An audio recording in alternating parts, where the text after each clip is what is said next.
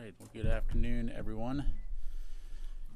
I know it's surprising, but got quite a bit to cover today, so I'm going to jump right in and I'll get to your questions. Earlier today, the Department's Office of Strategic Capital announced the release of its first investment strategy. Secretary Austin launched the Office of Strategic Capital in December 2022 to attract and scale private capital in support of national security. The investment strategy identifies priority component technology industries and describes how the OSC will catalyze private investment in these industries. It presents a guiding framework for OSC programs to complement existing Department of Defense and U.S. government programs. And to read more, I'd ask you to visit the Department's website. Additionally, the Department publicly released today the first volume of the All-Domain Anomaly Resolution Office's Historical Record Report, which reviews the record of U.S. government pertaining to unidentified anomalous phenomena, or UAP. In completing this report, AARO reviewed classified and unclassified archives dating back to 1945, conducted dozens of interviews, and partnered with officials across the DoD and the interagency. To date, AARO has found no verifiable evidence for claims that the U.S. government or private companies have access to or have been reverse engineering extraterrestrial technology. AARO has found no evidence that any U.S. government investigation, academic-sponsored research, or official review panel has confirmed that any sighting of a UAP represented extraterrestrial technology. You can read the unclassified version of the Historical Record Report, Volume 1 on defense.gov or on the AARO website at aaro.mil. In other announcements, as many of you are aware, throughout his tenure, Secretary Austin has prioritized the development and rapid fielding of capabilities to counter the urgent and growing threat posed by uncrewed weapons systems. This week, the Secretary directed the establishment of a Warfighter Senior Integration Group to focus department-wide efforts to address this urgent operational challenge. This Warfighter SIG will bring together the department's senior-most leaders to drive solutions that support U.S. warfighters throughout our combatant commands. The group will help identify needed capabilities and associated solutions for rapidly delivering across all domains, with near-term focus on countering uncrewed aerial systems. As evidenced by the successes of other warfighter SIGs, such as those for Iraq, Syria, and Afghanistan, as well as the SIG Ukraine stood up in 2022, the establishment of this new warfighter SIG will bring the cross-department attention and speed the threat now demands. We look forward to the action this forum will drive, and where possible, we'll provide details on its work in the coming months. Separately, I have an update on the V-22's return to flight. Naval Air Systems Command issued a flight clearance today for the V-22 Osprey, lifting the aircraft's grounding. The decision followed a meticulous and data-driven approach, prioritizing the safety of our air crews. It was accomplished in close coordination with the U.S. Air Force-led investigation, which identified the material failure that led to the mishap. The grounding provided time for the services to conduct a thorough review and formulate risk mitigation controls to safely return the V-22 to flight operations. Now I would refer you to NavAir and the respective services for additional information.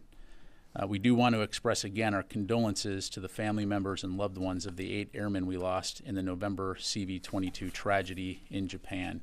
We'll not forget those service members as we apply lessons learned from that day.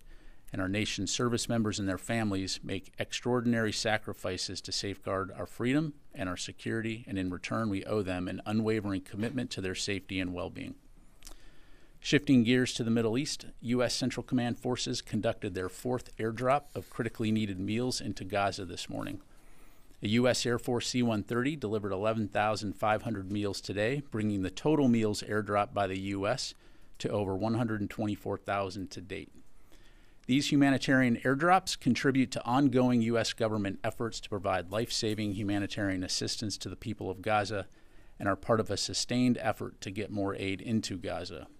Of note, press reports that U.S. airdrops resulted in civilian casualties on the ground are false, as we've confirmed that all of our aid bundles landed safely on the ground. In addition to U.S. military humanitarian airdrops and the U.S. government's efforts to continue sustaining and expanding assistance going in by land, as President Biden announced last evening, the Department of Defense will undertake an emergency mission to establish a temporary pier in Gaza working alongside like-minded countries and partners. Now I'll provide an overview of the concept, and then we'll be happy to take your questions. I can ask our control room to post the diagram we have on this. Now, to carry out this mission, the department is moving quickly to deploy its joint logistics over-the-shore capability to provide the expeditionary pier to enable the delivery of humanitarian assistance to Gaza. JLOTS is a unique capability maintained by the Department of Defense whereby U.S. Army and U.S. Navy forces are organized, trained, and equipped to conduct joint ship-to-shore operations where fixed port facilities are inadequate or unavailable. Simply put, they'll establish a temporary offshore maritime pier that allows for shipping vessels to transfer cargo to smaller vessels to transport and offload cargo to a temporary causeway for the delivery of humanitarian aid to Gaza. Now, we're in the process of identifying, sourcing, and in some cases preparing forces to deploy, but I can confirm that elements of the 7th Transportation Brigade Expeditionary out of Joint Base Langley Eustis in Virginia have been tasked to support. Importantly, there will be no U.S. forces on the ground in Gaza. The DoD maintains the ability to provide unique capabilities from offshore without a U.S. military presence within Gaza. We're coordinating with other nations to assist with operating the causeway and distributing aid into Gaza. The concept that is being planned involves the presence of U.S. military personnel on military vessels offshore, but does not require U.S. military personnel to go ashore. In terms of security on the ground, we're continuing to plan and coordinate with partners in the region. And as for aid distribution, we'll have more details in the future, but we are coordinating with ally and partner nations, the UN, and humanitarian NGOs on the way ahead for distribution of assistance into Gaza. Finally, in terms of timing, we're working to set this up as quickly as possible, but we expect that it will take several weeks to plan and execute. Once operational, the actual amount of aid delivered will depend on many variables and will likely scale over time. However, we expect that deliveries via JLOTS could provide more than 2 million meals to the citizens of Gaza per day. With that, I'd be happy to take your questions. We'll start with AP Lita Baldor. Or I'm sorry, Tara Kopp. Thank you. All right, a bunch of questions on JLOTS. We see pictures of there both being a pier that looks like it's going onto a beach and a dock. Are you saying that there'll be a dock offshore and there'll be a separate pier? Are these two different structures, or is it just one structure? Yeah, thanks, Tara. So going to achieve a lifelong dream here and use a laser pointer from the podium. So let me just kind of walk you through the broad concept with the caveat that we're still conducting planning on this. But in essence, what you'll have here is a floating pier that is offshore that will be able to receive commercial vessels that have aid. That aid will be offloaded onto the floating pier and then transloaded onto joint or Navy support vessels, what we call logistic support vessels, LSVs. Those vessels will then take it to the floating causeway, for example, you can see here, and then offloaded onto the causeway, in this case, which essentially is approximately 1,800 feet or 500 meters long, and it's 2-lane, and then transported onto land and then distributed into Gaza. The ability to do this without putting forces on the ground is due to the fact that the causeway is essentially, it's modular, built at sea, and then essentially driven into the ground from offshore. Again, as I mentioned, we'll be working with partners in the region to, of course, be on the receiving end of that and to work through the security details. But at no time will we require U.S. forces to actually go on the ground. And so then, among other places, Cyprus has been highlighted as a place where aid can be loaded onto ships and then taken to the floating pier, transloaded onto these logistic support vessels, transported over to the causeway, and then again transported into Gaza. The other option that we have available to us as well is from the floating pier, not only via the logistic support vessels, but also via a barge capability that can take additional aid to the floating causeway. Okay, and then just two follow-ups. Has Israel insisted on any restrictions on this pier, such as no one can leave through the pier or no one can come on shore? Will Israel be providing security on the pier? Again, we're working through the details right now with partners in the region to include Israel in terms of the security aspect. And then, as I mentioned in the top, we're working with ally and partner nations, working with the UN, working with NGOs to discuss the actual aid distribution piece.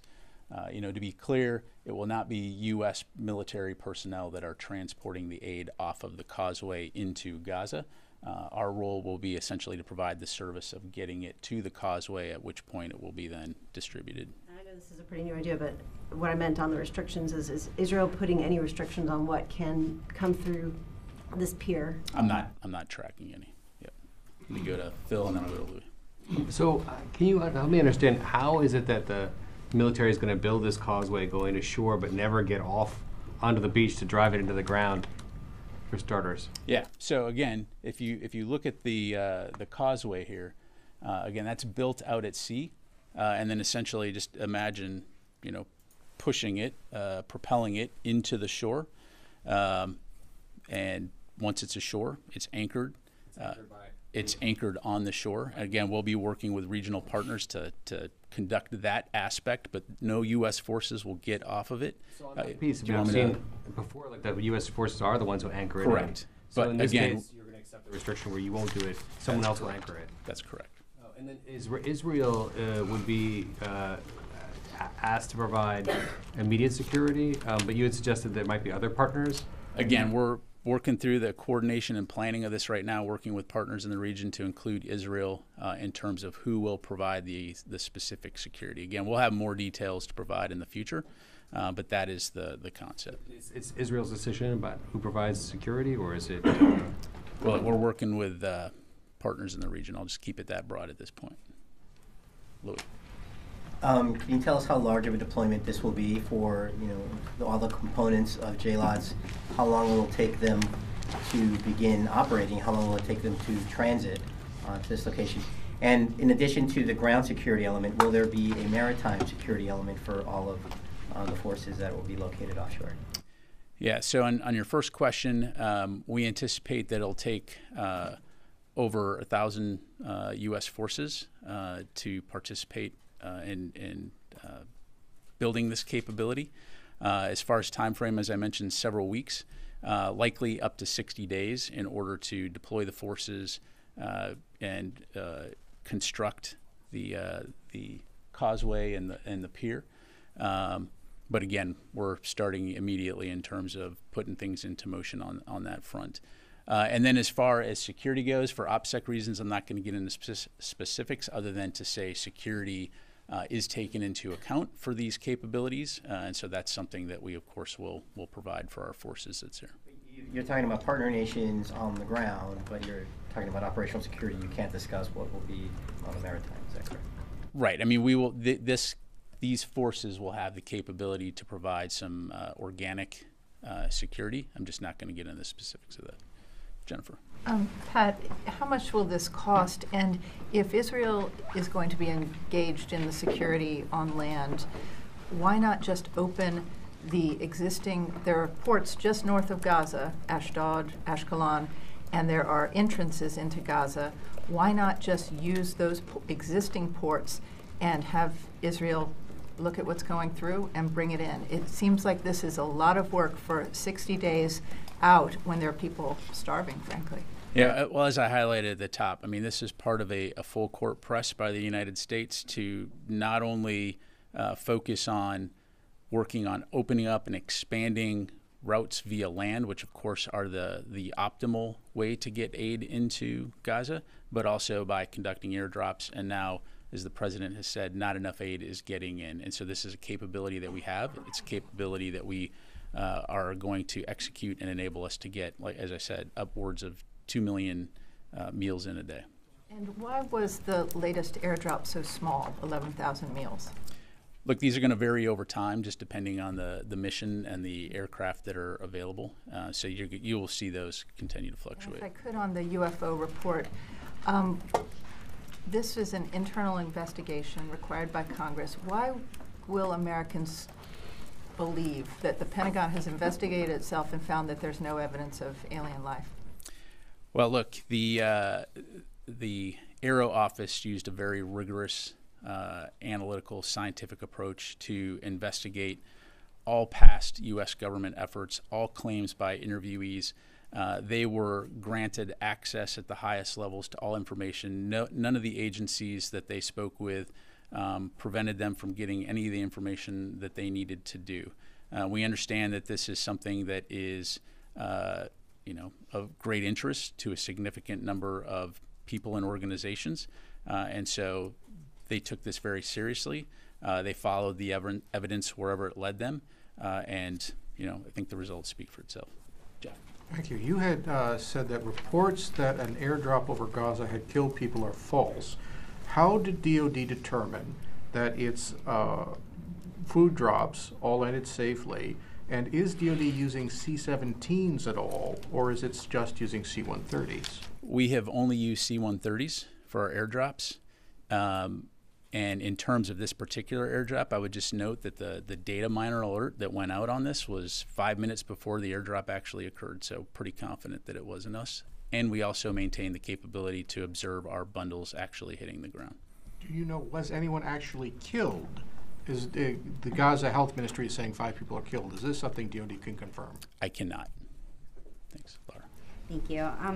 So on the pier, it seems like you're taking no boots on the ground awfully literally, since the troops will be pretty close. They'll be in the waters surrounding Gaza, right? So how far will they actually be from the shore? I don't have a foot count for you, but again, they're not going to go on the shore, is the bottom line. Seems awfully literal. And also, is it actually service members that are going to be constructing the pier, or is it contractors? This is a U.S. military capability, so again, we'll have much more detail to provide. But as I mentioned at the top here, the 7th Transportation Brigade Expeditionary maintains this capability, and so there will be an active military component to it. And then really quickly, just on the situation in Haiti, can you provide any information on what kind of support DoD is lending to the situation there? So what I can tell you, Laura, is we're exploring contingency options to ensure the security of our personnel at the embassy. No decisions have been made at this time about potential deployments. I know there's been some press reports about a fleet anti-terrorism security team. What I can tell you is that DoD will not send troops to Haiti to support Haitian National Police security operations. We have no intention of intervening, and we are not providing assistance to help the Prime Minister return to Haiti at this time. Constantine. Thanks, Pat. When was on JLOTS, when was the last time this system was used in an operational setting? The last employment was last year as part of Exercise Talisman Sabre. So relatively recently. And can you speak at all as to what the DoD is assessing are risks to this plan or points of concern? Well, I don't want to get into potential vulnerabilities. Obviously, a complex operation here. All of things that we're going to work through. I think the key aspect here is that again we're working alongside partners and allies in the region, as well as NGOs to help implement this. But certainly one of the key things that we're going to be focused on is the security of our personnel, and also working with partners in the region to ensure that aid that is delivered can be distributed in a safe and secure way. Thank you. John. Thank you, General.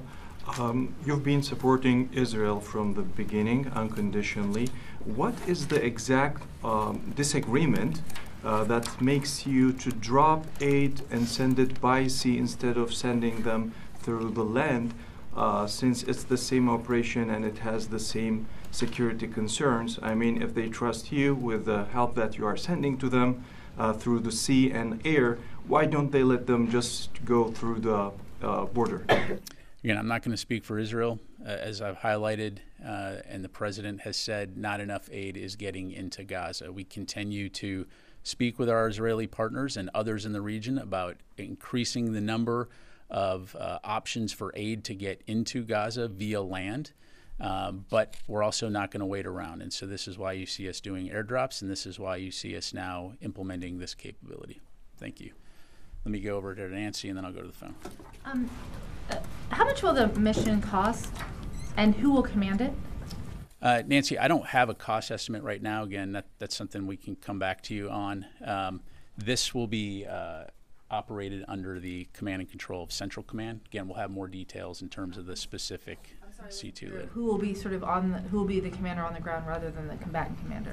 I don't have that for you right now, but again, we'll keep you updated. Okay. You said 60 days, and I'm trying to understand, is that 60 days from when all these issues are sorted out, or is it 60 from days now? From now. Okay. And conservatively, Gaza needs 6.6 million meals a day. U.S. provided 11,500. It's a gap. And I want to know if there's any sort of effort between now and when this pier is built to increase the amount of aid going into Israel through these kinds of military operations, given that the need is imminent and that many cannot survive 60 days at this clip of Sure. aid. Yeah, I mean, to your point, I mean, it is dire, urgent need, which is why you see the department contributing in this way as part of a broader overall U.S. government effort and part of an international effort. As we highlighted in our readout last night in Secretary Austin's call with Minister Gallant, part of the discussion was looking at increasing the aid routes into Gaza. And so those conversations continue not only at the Department of Defense, but also the Department of State, and USAID, of course, is leading the charge on that front. We want to see the amount of aid going via land increase significantly, and we understand that that is the most viable way to get aid in. But in the meantime, as I highlighted, we're not going to wait around. We have the capability to conduct this via airdrops, and we're doing that.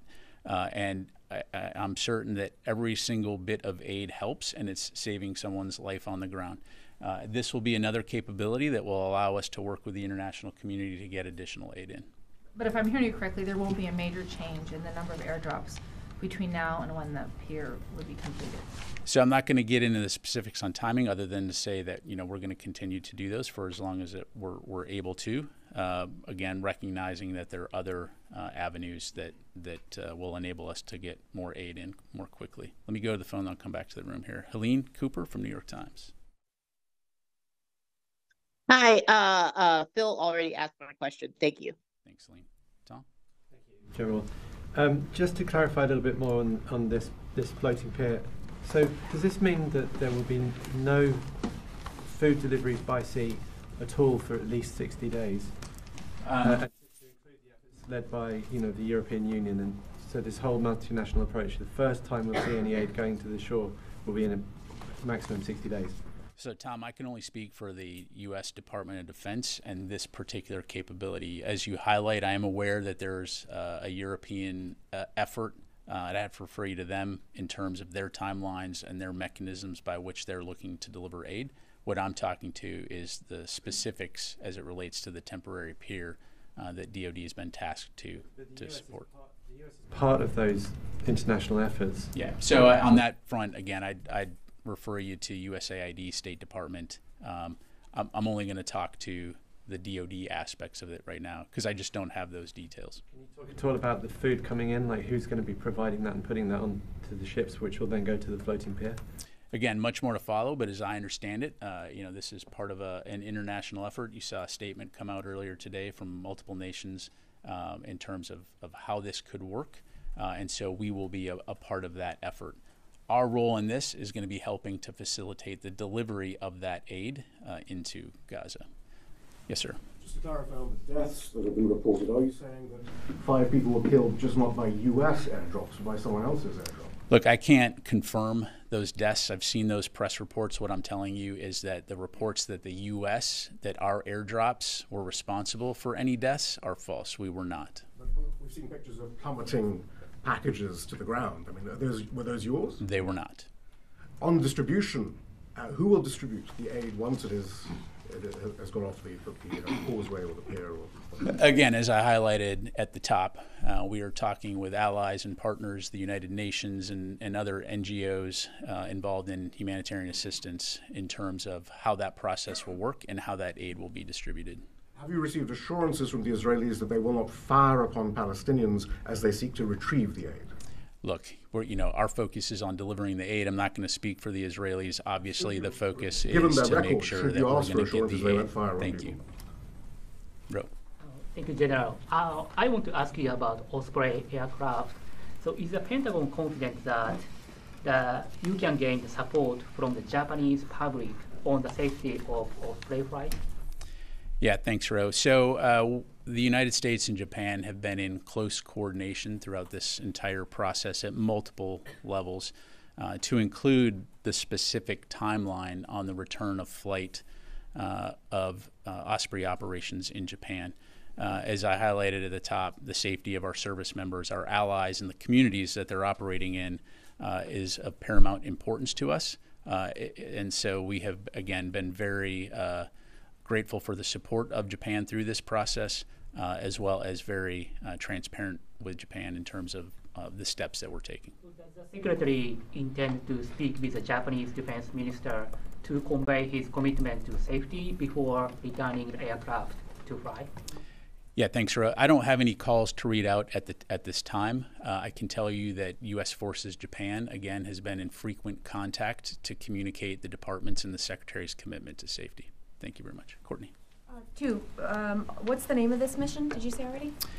Courtney, there's no name at this time. If that changes, we'll be sure to let you know. Okay, and then just following on Rio's question, I wonder is the Secretary confident in the Osprey aircraft, that it's safe? I think the Secretary is confident in the steps that have been taken to return it to flight. And so, again, as I highlighted, safety is the most important thing. He recently had the opportunity to receive an update from the service secretaries and chiefs on the steps that are being taken, and again, is confident in their decision. So Secretary Austin believes the Osprey is a safe aircraft for military members to fly? Correct. Thank you. Yeah. Hi, I'm Mallory Shelbourne with USA News. What kind of lift do you need to get these forces over there to execute this mission, and where do the CVs fit into this? So it will require a variety of sea lift. Again, we'll have much more information for you in the future. Part of this is working with Military Sea Lift Command to get these capabilities, but as I'm sure you can appreciate, multiple vessels from across the world that will come together. In terms of the CBs, I don't have an answer for you on that. So again, if we have any updates, we'll be sure to provide. Just a quick follow-up. So is it possible that you'll have to reactivate some sea lift vessels to get forces over there? Is that what you're I'm not tracking that that's the case. I think we have what we need within the inventory, obviously, as a capability that we maintain and have demonstrated, and so they should be good to go. Where is this pier right now? Well, the unit is based out of Joint Base Langley Eustis. So it's on the east coast of the United States. Correct. So nothing pre-positioned. There are aspects that are already in the region. So again, it will be a coalescing of capabilities to accomplish this specific capability. Is this an only of its kind? Do we have just one of these pier systems, or do we have multiple? Yes, I'm not, for OPSEC reasons, Tara, I'm not going to go into the specifics other than to say it's a unique capability. And let me go to Jared here. Just want to clarify, make sure I understood this correctly. Have you received any commitments from any other nations on the security or the military aspect of this in terms of supporting this effort? Or is the military component of this strictly unilateral by the U.S.? Well, as I mentioned, we're working with partners in the region. I'm not going to speak for them at this point in time. I'll let them speak for themselves. But again, we'll be sure to keep you updated. We fully recognize that there's a lot of interest in terms of the concept and how it will be executed. And specifically with security on the ground and aid distribution, but we're confident that we will be able to execute this mission, again, in a way that prevents us from putting boots on the ground in Gaza, while at the same time ensuring that we can deliver and distribute aid securely and safely. Real. Thank you so much. I have one follow-up on Ospreys. Could you please confirm if any DoD officials or military officials traveled to Japan prior prior to this announcement to explain the U.S. Plan to resume the flights of Ospreys? Yeah, so I'd refer you to NavAir on the specifics in terms of the extensive effort that went into ensuring that when the decision was made to return to fly, that it was done safely. I can tell you broadly that yes, there has been a number of officials, as I understand it, that have again communicated and traveled to Japan as part of this process to include the investigation that I referenced. Do you have any specific timeline to resume the flights of Ospreys deployed in Japan? Yeah, so that's really a question for the services. That's a decision that they will make, so I'd refer you to them. One clarification on your answer to Jared. I just want to be sure when you guys talk about there's no boots on the ground in Gaza, I mean, is this a semantics thing and they're going to be civilian Americans moving this stuff up ashore? Look, as I understand it, Courtney, I mean it literally, no U.S. forces on the ground. But civilians too? Just because I'm not tracking any U.S. military or DoD personnel going on the ground in Gaza. Again, you drive the causeway into the beach. There'll be others on the receiving end to secure it, to provide the security, to ensure that aid is distributed. Our forces will stay, either on the causeway or operating those vessels out at sea to include the floating pier. Okay, Ann. One of the reasons why Israel is holding up the ground convoys filled with aid is that they say that they don't want the aid to go to Hamas. Does that risk remain with this maritime solution, or is this somehow more acceptable to the Israelis? And will they be inspecting any of the aid from Cyprus? So, Anne, again, much more to provide in the days ahead. But as part of this concept, a consideration is the screening aspect of aid being loaded onto any vessel, which would be standard procedure. And so, we'll be working through all of that. In terms of Hamas receiving aid, again, we're going to work with NGOs, the UN, and others when it comes to the aid distribution piece, and do everything we can, of course, without being on the ground to ensure that aid doesn't go to Hamas. But I think the key point here is that if Hamas truly believes that the Palestinian people are suffering, then why would they want to take this aid and use it for themselves to support their terrorist organization? Or do they truly care about the Palestinian people and want this aid to get to them? So one would hope that this aid will get to the people that are most deserving and in need. Just to confirm that risk remains the same, whether these aid convoys come through via ship or ground. Well, it's a combat zone, right? And you've got an active combat operations going on with Hamas in the air. And I mean, to your point, we've seen reports in the past about Hamas taking aid, as well as criminal elements that are attempting to hoard. But this mission is about getting aid to Gaza and then working with others for the delivery and distribution. Phil. Does the DoD anticipate that Hamas will try to fire on the operation on the causeway? Look, I mean, that's certainly a risk.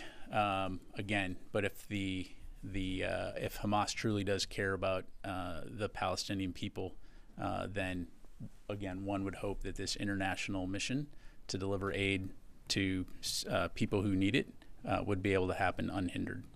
Tony. Speaking of aid, I didn't need to ask you, aid to Israel of precision-guided munitions.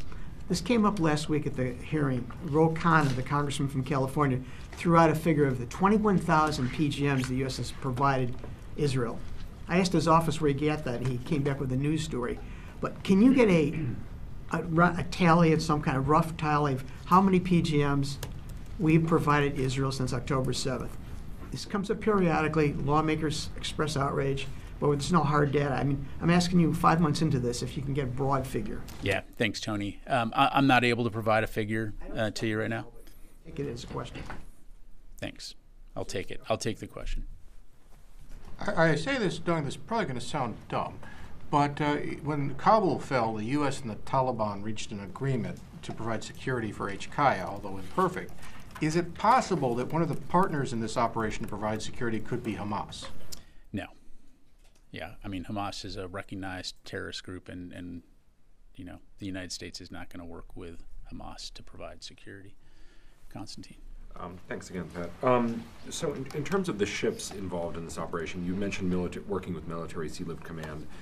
Will the U.S. Navy and U.S. Navy destroyers, cruisers play a role in this operation at all? So for this specific capability, Constantine, the answer is no, right? This is not a combat capability. This is essentially a bridging capability, so to speak, that enables the delivery of humanitarian assistance in this case. So I'll just leave it there. Take a few more. Let me go to Jared. If I could, one more. In terms of potential security partners on the ground, is the United States looking to work with elements on the ground that the Israelis have sought to work with in the past, contracting local businessmen? What's the... Yeah, so I'm gonna kind of keep it open-ended right now, Jared, Ken, because I don't want to give you bad information. Again, we're gonna work with multiple, look to work with partners in the region to include Israel. But again, we'll have more details on that for you in the future. Sir. Thank you, Pat. Building such a port takes some time. 60 days is a long period. Does that mean you don't expect a new solution to the Gaza conflict, or an agreement is far away? Well, look, I think we can all agree that there's a significant need within Gaza for humanitarian assistance. As you've heard the White House say, they hope that a temporary ceasefire can be reached soon. Of course, that would help enable the conditions for aid delivery. But regardless, there are people who need aid in Gaza, and that's probably not going to change anytime soon. And so this capability will contribute to that effort. You go to Mike. Yeah, Pat, the Navy has extensive amphibious capabilities. It has LCACs that could drive right on the beach immediately. Is the reason the administration's going with this rather complicated plan rather than something like that, like the amphibious movement, just because it doesn't want to have the sort of the picture of an American standing, 10 feet off the waterline in Gaza? Yeah, I mean, the big difference, you're talking about like an LCAT, right? An LCAT drives onto the beach and then it has to back up. It'd be like taking an individual pickup truck to the beach every day with some humanitarian assistance. So from a logistics standpoint, that's just not feasible. And what this essentially does is create a logistics distribution system that enables you to distribute, as I mentioned in my topper, upwards of 2 million meals, and do it in a way that you can wash, rinse, repeat. And the fact that you can get commercial vessels to come up to the floating pier and transload, and then so it's creating a system. It's a temporary system, but it's a mechanism by which we can start to rapidly get additional aid in a way that individual ships, to the point that was made earlier, the airdrops are important and they're providing key aid to people right now, but we need to get more aid in, and so this will be part of a broader effort to make that happen. Is there a time limit for how long this is going back on the manual water? I can't imagine. I mean, again, this is going to be temporary. I'm not going to bound it right now. Our focus right now is on executing this mission and enabling aid to get in, but it's not intended to be a permanent, facility, so to speak. And again, we're going to continue to look at options for, as we highlighted and as the president highlighted, to ensure that aid can get in via maritime route, and I understand other countries are looking at that as well. How long it will take to get from the East Coast to this position? How long does it take to sail there? I don't have an answer for that, Jennifer. Again, what we anticipate is that from today, 60 days from now, this will be up and operating. Who will screen the drivers and the trucks coming onto the pier? Again, I don't have those details right now, but we'll keep you updated on that front. Let me go back to David and then Louis. So all of those ships there and the causeway are now in Virginia? I do not know the answer to that, David. I can tell you that, again, they're going to aggregate and come together to implement this capability. When do you expect them to start deploying from Virginia? I mean, we're moving out now to finalize the planning and execute this mission, as I highlighted. This is going to involve a number of units. Many of them are being notified about a prepare deploy. You do these things in phases, and so I'm not going to have the specifics to provide today in terms of individual ship movements and timelines, nor would we put that out. We never talk about, our ship timelines and when they're moving and where they're moving, other than to say, within 60 days, this capability will be up and running. Louis. When you mentioned the 2 million meals a day, how many trucks is that equivalent to? And is that foreseen as being 24-hour operations, or is it just during daylight hours for safety reasons? Yeah, I mean, this capability obviously can be up and running 24 hours. Again, we'll work with our partners in terms of the aid distribution aspect and the timeline. So again, we'll have more to follow on that. You've had a lot of questions, and you're taking a lot of them related to this. Can we kind of agree on a format in terms of how these will be answered? Can we get like a daily summary? Is there going to be something at another briefing, given how important this mission is and when the president announced? Yeah, so part of the effort is today, giving you additional insight into how this system will work. Certainly in the days ahead, as we get more information, we'll provide that. We understand, again, the great interest on this. And so we will, as we get new information and as we have answers to your question, we'll provide this. Could I ask, and that it be done much as during the Secretary's hospitalization, that we were getting regular updates given the importance of the mission? Again, we will give you as much information as we can, recognizing the fact that, there's going to be a lot of details in terms of the planning and the execution. And I understand the great interest, and we will keep you updated on that front. A few more. Yes, sir. Yesterday, General Corella, during his hearing in the Senate, he said recently when he visited Rafah border, he found out there is 2,500 trucks loaded with aid are waiting to go inside Gaza. So first of all, how much you feel that is make difference if these trucks getting inside Gaza? And did Secretary Austin raise this issue, Rafah border, with his Israeli counterpart during his calls yesterday? Yeah, I mean, it would obviously make a huge difference if those trucks could get into Gaza, and this is why you see State Department and others working with officials in the region to try to facilitate that process. And as I highlighted earlier, Secretary Austin did talk with his counterpart about the importance of opening up these routes and expanding the number of routes to ensure that aid could get into Gaza. I'll leave it at that. A couple more. Yes, ma'am. Let me go to you first, and then I'll come back to you. Okay, so on the UAP report, the Pentagon concluded that there is no evidence of UAPs being off-world technology, but it also said the government set up programs to reverse engineer such technology. Why did the government plan to study off-world technology if it says it doesn't have any proof? Yeah, so as you highlight, no verifiable evidence that any UAP sighting represented extraterrestrial activity, that the U.S. government or private industry has ever had access to extraterrestrial technology, or that any information was illegally or inappropriately withheld from Congress, and alleged hidden UAP reverse engineering programs either do not exist or were misidentified authentic national security programs unrelated to extraterrestrial activity or technology exploitation. So what we found is that claims of hidden programs are largely the result of circular reporting by a small group repeating what they heard from others, and that many people have sincerely misinterpreted real events or mistaken sensitive U.S. programs as UAP or being extraterrestrial exploitation. And this report is volume 1. Should we be expecting more? Correct. Let's see here. There is another volume. Let me just look at my notes here real quick. Bear with me.